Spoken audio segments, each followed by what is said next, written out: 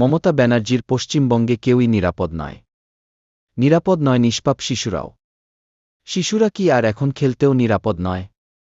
আজ আমরা বলব সম্প্রতি বীরভূম জেলায় কি ঘটেছে। মুর্শিদাবাদের শমশেরগঞ্জে বাগানে খেলার সময় 2 কিশোরের পা পড়ে একটি লুকিয়ে রাখা বোমার উপর। তাদের গুরুতর আহত অবস্থায় নিয়ে যাওয়া হয় জঙ্গিপুর মাল্টিস্পেশালিটি হাসপাতালে। পরে অবস্থার অবনতি হওয়ায় স্থানান্তরিত করা হয় মুর্শিদাবাদ মেডিকেল কলেজে।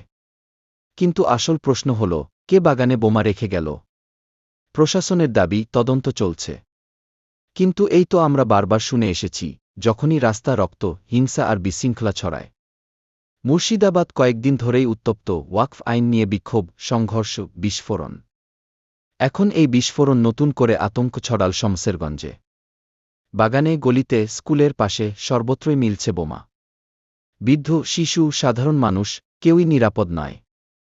এটাই কি দিদির সুশাসন? এই প্রশাসনিক ব্যর্থতা আর কতদিন চলবে? পশ্চিমবঙ্গ কি ধীরে ধীরে শান্তি হারিয়ে ফেলছে, নাকি সরকার ইচ্ছাকৃতভাবে সবকিছু উপেক্ষা করছে? এখনই কি সময় নয় দিদিকে সরিয়ে বাংলার মানুষকে একটি যুক্তিবাদী সরকার দেওয়ার?